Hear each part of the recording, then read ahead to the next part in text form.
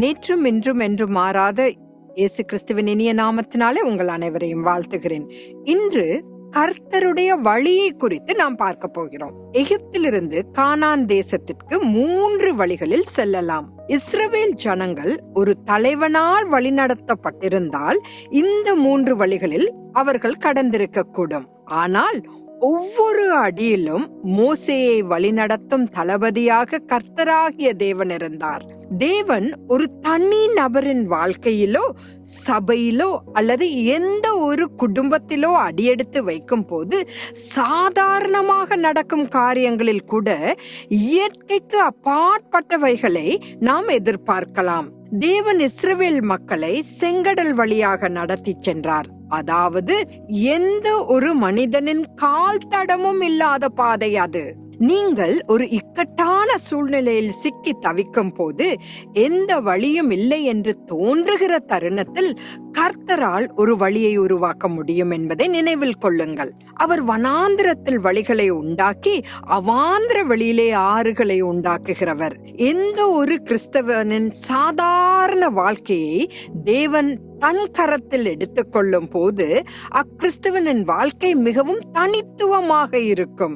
யாத்ராகமம் 13வது அதிகாரம் 17-18 வசனத்தில் தேவன் ஜனங்களை தரை வழியாக வழிநடத்தினால் ஜனங்கள் யுத்தத்தை கண்டால் மனமடிந்து எகிப்துக்கு திரும்புவார்கள் என்று அவர் அறிந்திருந்தார் என்று வாசிக்கிறோம். ஒரு கிறிஸ்தவனின் விசுவாச பயணத்தில் தேவன் ஈடுபடும் போது இயற்கைக்கு அப்பாற்பட்டவைகளை எதிர்பார்க்க முடியும் என்பதை நான் சுருக்கமாக சொல்ல விரும்புகிறேன். சபைகளில் இறுதி ஆசீர்வாதம் சொல்லப்படும் நேரங்களில் மட்டுமே பரிசுத்த ஆவியானவர் நினைவு கூறப்படுவதால் இன்று சபையானது தேவனின் இயற்கைக்கு அப்பாற்பட்ட வல்லமையை இழந்துள்ளது. பரிசுத்த ஆவியானவரின் வல்லமையை விட பணத்தின் ஊடுருவல் மிகவும் விரும்பத்தக்கதாக இருக்கிறது. இன்று உலகெங்கிலும் பல இடங்களில் கிறிஸ்தவ ஊழியங்கள் ஒரு பெரிய வணிக வியாபாரம் போல் நடத்தப்படுகிறது.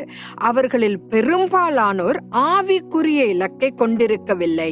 பரிசுத்த ஆவியானவர் இவ்வுலகத்திலிருந்து எடுத்துக்கொள்ளப்பட்டால் அல்லது ஊழியத்திலிருந்து எடுத்துக்கொள்ளப்பட்டால் சபைகள் வழக்கம் போல் நடைபெறும்.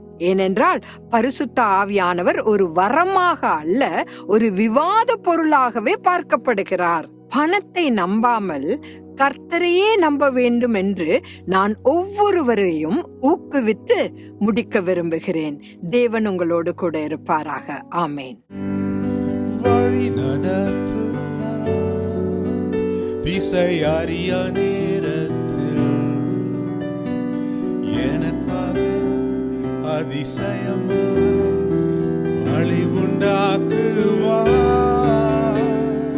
காண முடியாத பாதை எனக்கு காட்டுவார். நடத்துவார், வழி நடத்துவார், என்னை நடத்துவார். கைவிட